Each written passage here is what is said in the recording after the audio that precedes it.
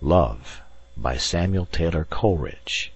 LibriVox.org by Mark Smith. All thoughts, all passions, all delights, whatever stirs this mortal frame, are all but ministers of love, and feed his secret flame. Oft in my waking dreams do I live o'er again that happy hour, when midway on the mount I lay, beside the ruined tower.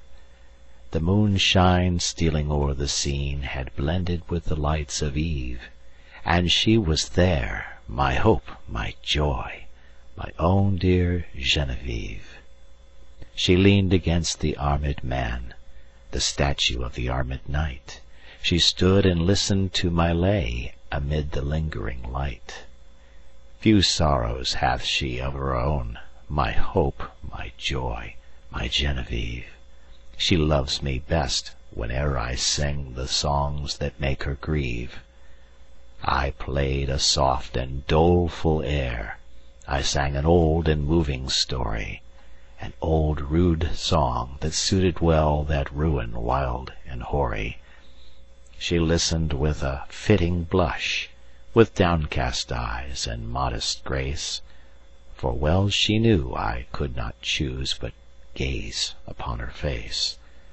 I told her of the knight that wore upon his shield a burning brand, and that for 10 long years he wooed the lady of the land. I told her how he pined, and the deep, the low, the pleading tone with which I sang another's love interpreted my own. She listened with a fitting blush, with downcast eyes and modest grace, and she forgave me that I gazed too fondly on her face.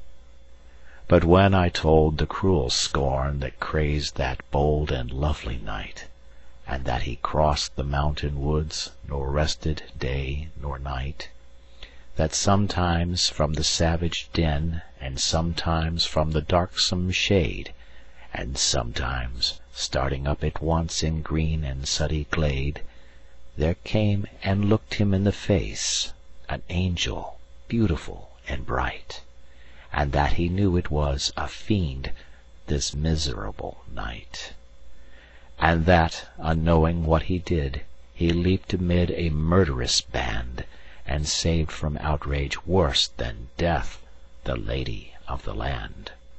And how she wept and clasped her knees, and how she tended him in vain, and ever strove to expiate the scorn that crazed his brain. And that she nursed him in a cave, and how his madness went away, when on the yellow forest leaves a dying man he lay. His dying words, but when I reached that tenderest strain of all the ditty, my faltering voice and pausing harp disturbed her soul with pity. All impulses of soul and sense had thrilled my guileless Genevieve, the music and the doleful tale, the rich and balmy eve, and hopes and fears that kindle hope, an indistinguishable throng, and gentle wishes long subdued and cherished long. She wept with pity and delight, she blushed with love and virgin shame, and like the murmur of a dream, I heard her breathe my name. Her bosom heaved, she stepped aside, as conscious of my look she stepped. Then suddenly, with timorous eye, she fled to me and wept. She half enclosed me with her arms, she pressed me with a meek embrace, and bending back her head, looked up, and gazed upon my face.